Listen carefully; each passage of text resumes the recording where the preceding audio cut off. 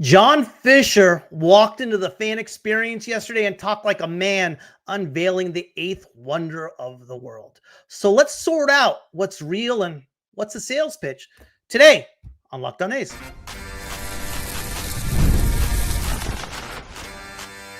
You are Locked On A's, your daily podcast on the Athletics, part of the Locked On Podcast Network.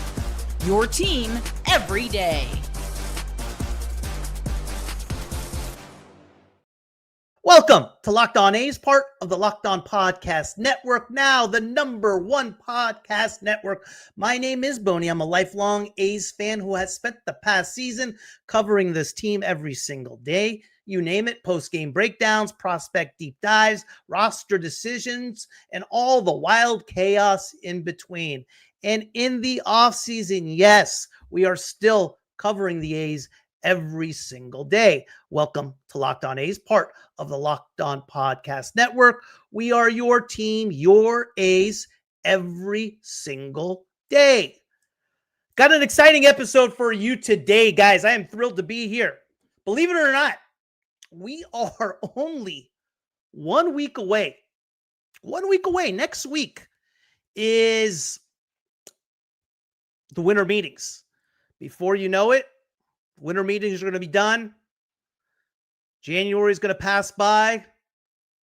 February, catchers and pitchers report. We're in the season. And it hasn't been much of an off season so far for the A's. Not unexpected. Got the Rule 5 draft.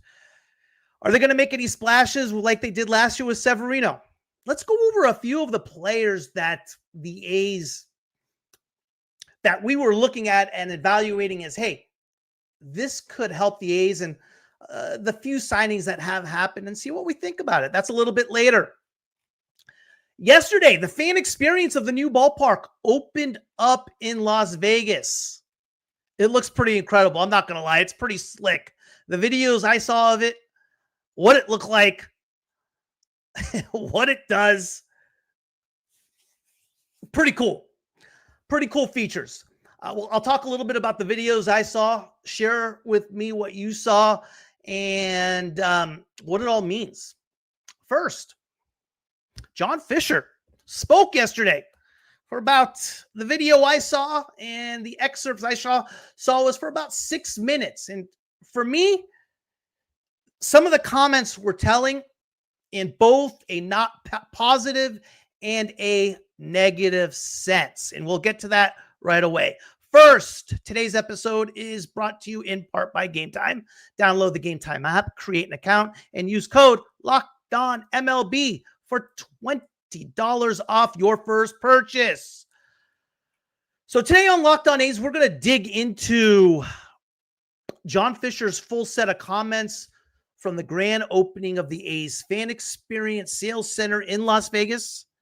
Fisher walked the media through the replica stadium, the history displays, the cube, the bat room, the elephant, and the entire Vegas pitch from top to bottom.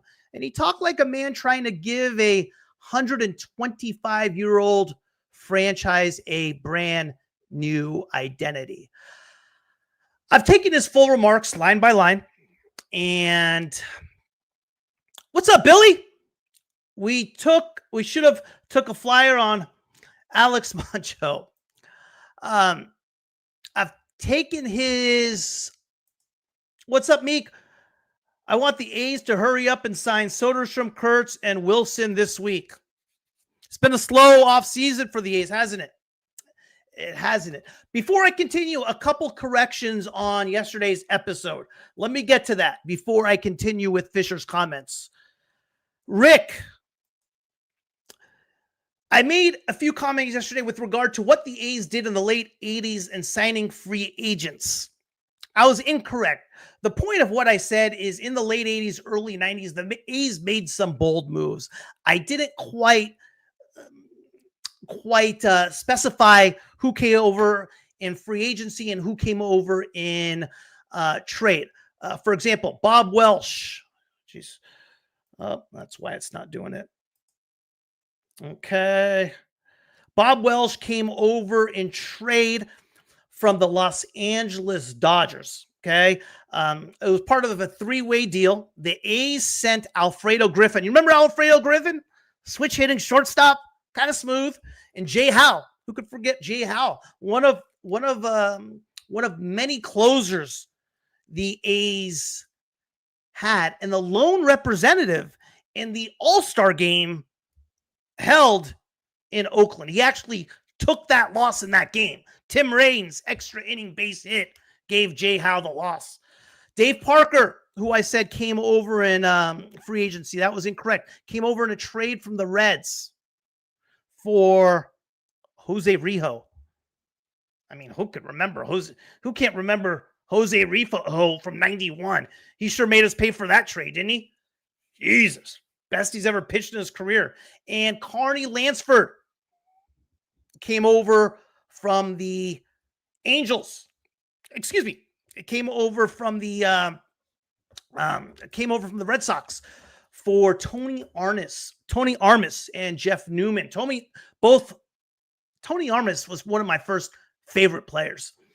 But I wanted to make that correction before I went further with the John Fisher comments. Thanks for that, Rick. You're always on it, bud. I appreciate it, man. I think Mike Davis was part of the deal for Welsh. I don't think so. No, he was not. He was not, Merck. Mike Davis was not part of the deal for Welsh. That I know for sure. Mike ended up being a Dodger. Ended up with that walk in that incredible at bat he had off Eckersley, which a lot of people don't talk about enough. But Mike Davis was one of my favorite players. But no, he did not hit, I believe, 1 year, 28 bombs for the A's, and then left and went to the Dodgers. Had that memorable at bat, and Gibson, yeah. Anyway, back to Fisher's comments. I've taken his full remarks line by line, and we are turning it into an honest, deep, no filter, tell it like it is breakdown of what he said, what he meant, and what it means for the A's future. The good, the bad, the convenient, the shiny, the contradiction, and yes, the fun. Because this podcast is about truth first, glitter second. You know that. I'm going to dive into those comments after I take a quick break. But overall, I thought the questions he answered, the comments he said were positive. There were a few things I took away from it. A few things I kind of like, And I'll talk about that up next.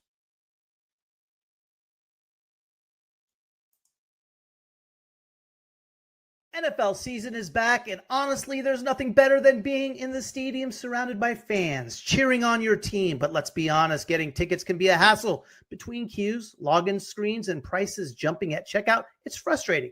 That's why I use Game Time, the app that gives the advantage back to the fans. Game Time is fast, easy, and backed by the Game Time guarantee. You will always get 100% authentic tickets delivered on time and at the best price. Plus, all fees are included, so the price you see is the price you pay. I pulled up Game Time, and in just a couple taps, I saw amazing deals. I'm talking about your favorite NFL games as low as $100. The app made it super simple. I could even see the exact view from my seat before buying.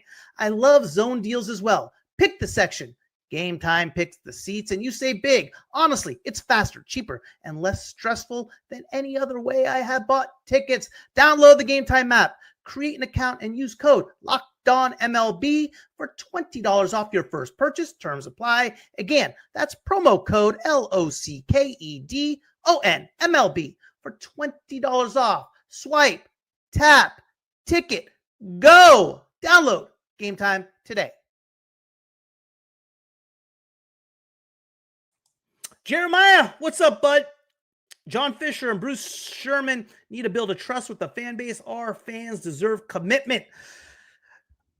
Yes, for sure. Trust is the huge thing. I think more with the A's right now is we have to build a fan base. The A's have zero fan base right now. At least Florida has a city. They've been there, but no question. I think what Florida has done and the Marlins and going forward and what they've shown in the field, especially last year, for sure.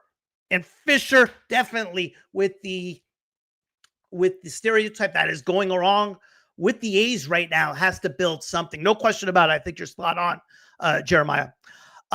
Anyway, yesterday, Fan Experience opened in Las Vegas. John Fisher walked into the new Fan Experience Center, basically like a magician walks into a rehearsal, ready to show off his props before the real show. He opens by describing the space as quote unquote exciting and an opportunity for fans, sponsors, and families. How I took that, kind of like a soft opening for an infomercial for the Vegas era. And to be fair, listen, the space, what I saw as far as videos, it's pretty slick, man. It's polished. It's designed.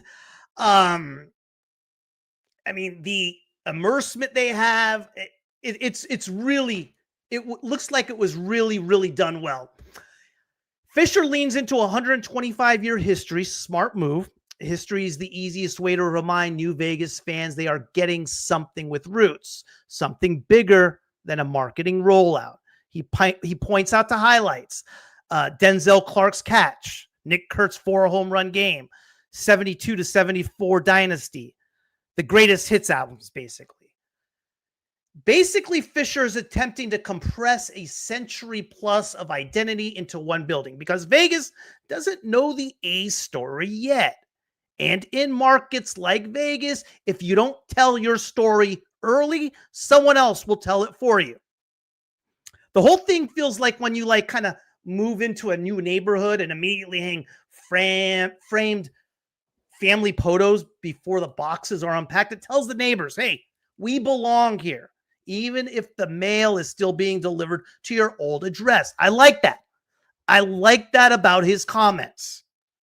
He wants to make Vegas an identity. He wants to make Vegas a home. He's basically saying, hey, we're here to stay.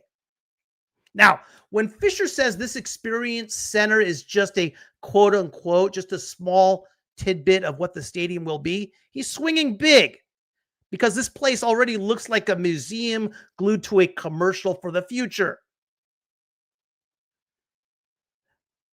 The real thing better be a darn spaceship the way he sold it yesterday. That's no question about it. What's up, Bill? Will the A's have Fan Fest this year? I do not know. I haven't heard anything about it, Bill. I haven't seen any news. Someone correct me if they have. Continuing on Fisher. Fisher shifts from history to what he really wants. He wants belonging, acceptance. He wants buy-in. He moves from architecture to families, from ballpark windows to kids, from the strip to neighborhoods. He says the plan is to make every kid in Las Vegas an A's fan. That's not subtle. It's basically the same type of strategy that built the Golden Knights, the Aces. Vegas is young.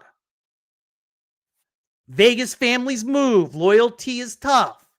But you get the kids, you get the parents, and suddenly you have a fan base. And what most people don't understand about Las Vegas, Vegas isn't just the strip. This was probably the most sincere moment in his entire media session. Fisher says he moved to Vegas 2 months ago and felt welcomed, and that most outsiders don't understand the city. I think he's right there. Vegas is a suburbs town. It is. Vegas is a suburbs town wrapped around in a tourist engine. I don't think there's a better way to describe that. Again, Vegas is a suburbs town wrapped around a tourist engine. Any Vegas locals out there, let me know if that's not just a perfect description of what Vegas is.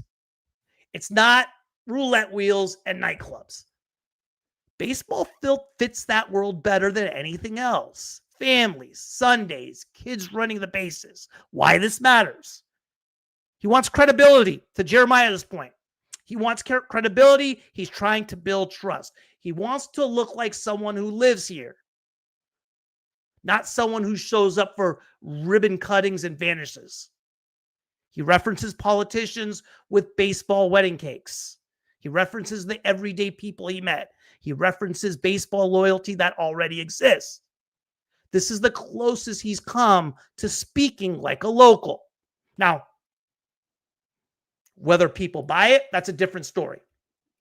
Here's the big moment, and the big moment everybody's been talking about. A reporter asks, are they going to spend?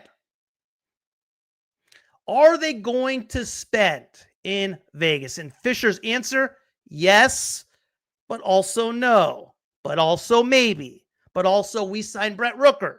He leans on draft well, keeping young core, sign your players, build like Atlanta, Houston, Cleveland. He said Vegas gives them the chance to keep talent long term.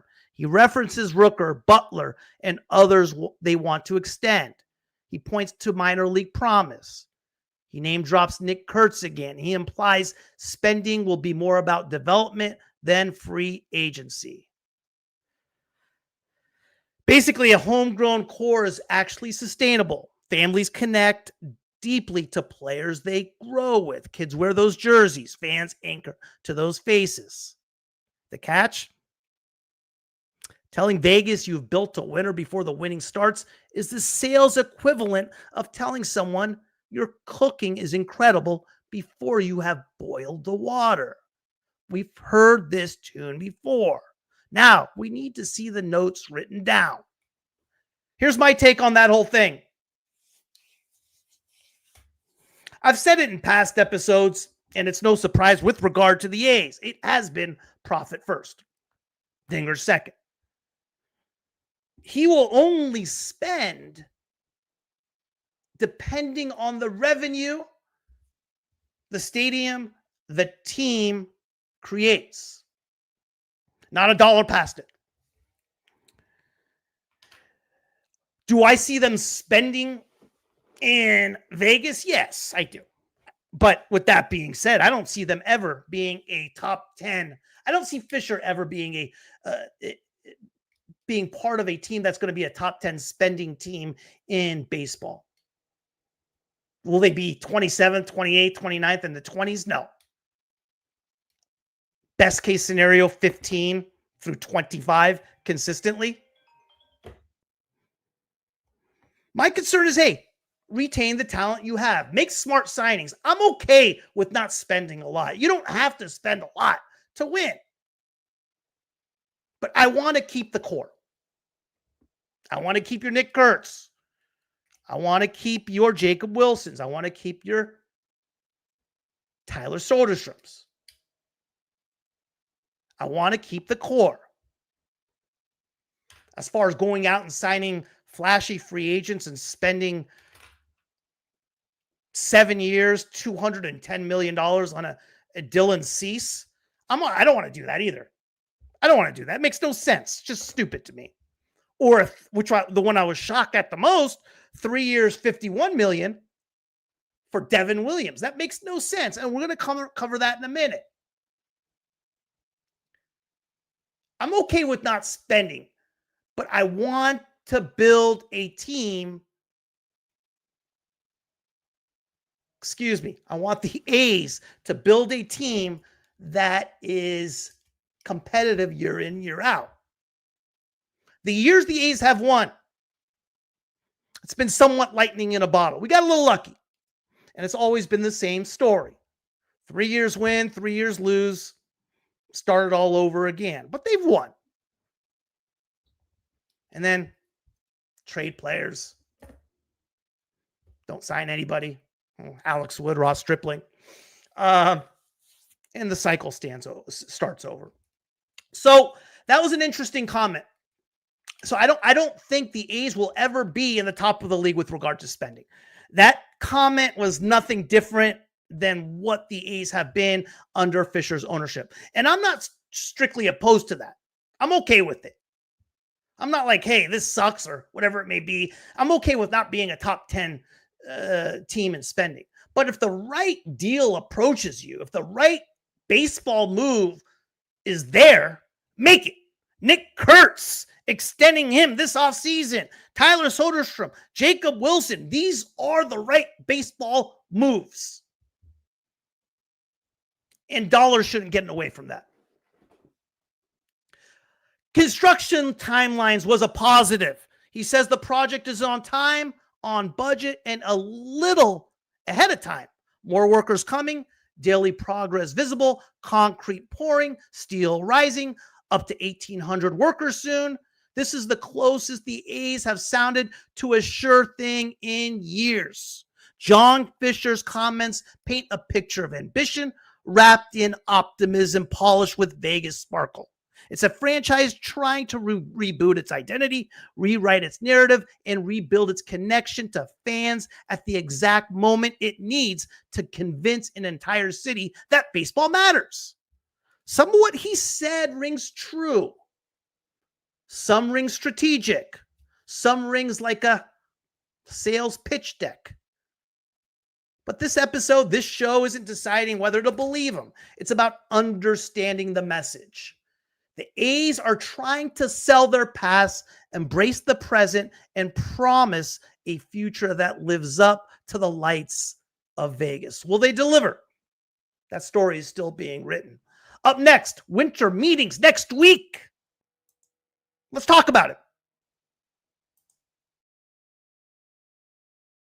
This episode is brought to you by Prize Picks. You and I make decisions every day, but on Prize Picks, being right can get you paid. Don't miss any of the excitement of this sports season. Whether you are following the NFL, NBA, or both, there's no better time to jump in on the action. If you haven't tried it yet, Prize Picks is the simplest way to play. Just pick more or less on at least 2-player stats, and if you get them right, you win. It takes less than 60 seconds to make your lineup, and you can play anywhere. Prize Picks operates, including California, Texas, and Georgia.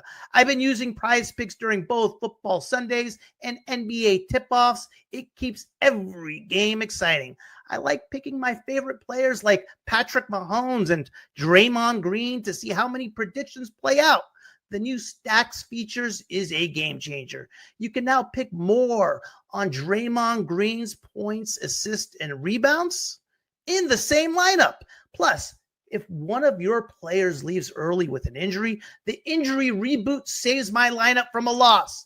Download the Prize Picks app today and use code LOCKEDONMLB to get $50 in lineups after you play your first $5 lineup. That's code Locked On MLB for $50 in lineups after your first $5 lineup.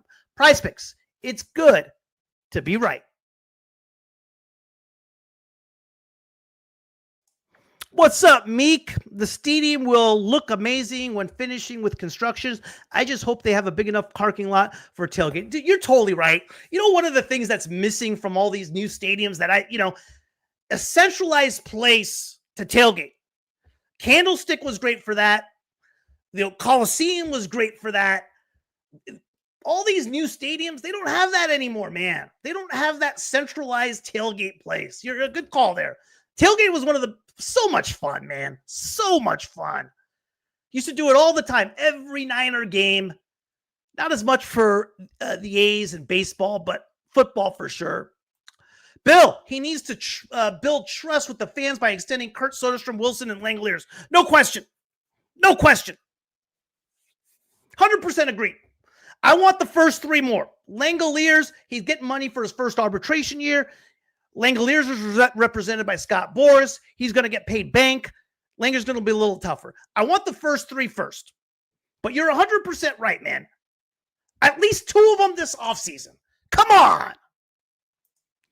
Hopefully Geloff, Brett Harris, and Max Muncy will have injury-free 2026 seasons. If that's the case, no need to sign a free agent. Agree. More than injury-free, we got to find out if these guys are major leaguers, right, Meek? I mean, are these guys major leaguers? We've seen flashes where they look great, but right now, that's all they are is young players that look great through stretches. Can they maintain that consistency? So it's a big year for all 3 of them if they're going to be like, hey, the bounce around up and down and trying to get from team to team or actually be a player in this league. I think Brett Harris will. I'm excited for Brett Harris. What I forgot to mention is they stats much improved from 2025. From the year before, they have to get a lot better. Or you're talking from 2024. They were better from 24 to 25. Geloff wasn't better at anything. How about the free agents? We got winter meetings next week, guys. It's been quiet right now for the A's. I mean, I think the biggest moves the A's have made so far is DFAing JJ Bleday and not protecting Daniel Susak. I don't think there's been anything else worth real talking about as far as this offseason with regard to the A's. I'm not super surprised. I don't think it's a shock. We've heard mumblings here and there from Forest Office that they've talked to Kurtz, Wilson, and Soderstrom about extensions. He was very general when he did speak about that. But a couple of the signings surprised me. Devin Williams, man. The guy got shelled last year. I had him as the A's could possibly afford him at like 2 years, $22 million. I mean, I've been off a lot. I haven't been off like that. Devin Williams got 3 years, $51 million from the Mets. I mean, he got a legitimate closer's contract from somebody who can't close games.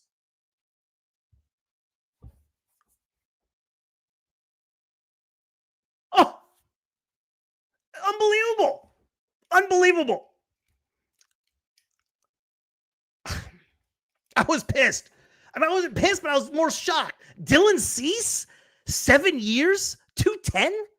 The guy had an ER rate 4.5, 4.6. Jeffrey Springs was a better pitcher than him.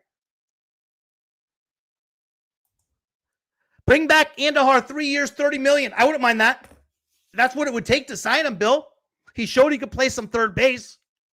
If we can't get anybody else, I'll take Miguel Andahar. I'm with you. I like that, Bill. We got Austin Wins. Meek, Austin Wins, done deal. We already agreed on a 1 year, $1 million contract, I believe, for Wins. I think Wins is a good, solid backup catcher. He did a good job when he was in there last year. He got hurt a little bit.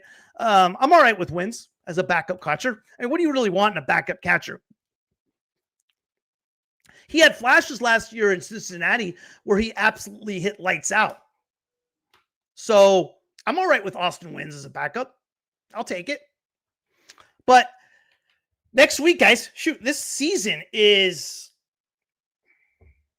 this winter is going by quick, and thank God, because I cannot stand the off season, man. It is just, I've had, it's tough, especially for the A's, man. I mean, so far since the year's ended, it's been like, hey, JJ Bleday DFA'd, and we didn't pick up Daniel Susak. The other thing that's going to be, we didn't protect Daniel Susak. The other thing that's going to be interesting is if the A's draft anybody in the Rule 5 draft. I don't know. There's some good players out there, but remember the whole thing with the the whole thing with the Rule 5 draft, is that if you draft somebody, they have to be on your 26-man roster all year long. Or you have to offer them back to the other team at a cost. So that should be interesting to see what happens there. But I have not heard any rumors, with regard to any free agents, any trades, etc. With that being said, last year, the Jeffrey Springs trade and the Luis Severino hit me out of left field. I didn't predict any of those, and I think I possibly did something on every possible player last year. So it should be interesting what happens. Appreciate you guys tuning in. Thank you as always. I will be back tomorrow with another episode of Locked On A's. And hey, who knows? Maybe there will be some news for us to talk about tomorrow. But again, I found the Fisher comments interesting with regard to spending. Not surprising, interesting. that it sounds like it's going to be the same old A's with regards to that. And I'm all right with that.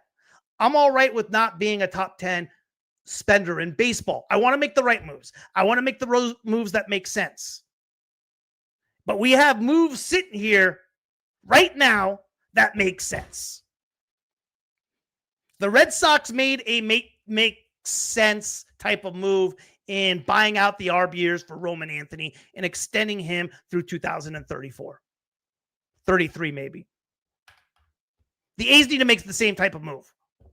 It makes no sense for them not to. This is the right move.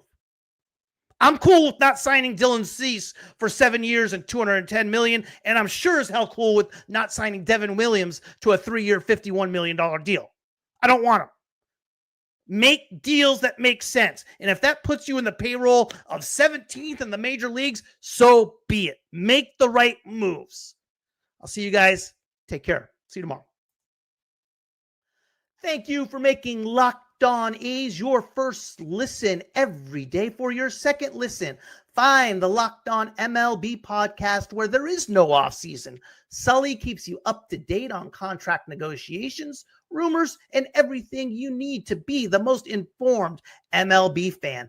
Find Locked On MLB on YouTube or wherever you listen to your podcast. Part of the Locked On Podcast Network, your team every day.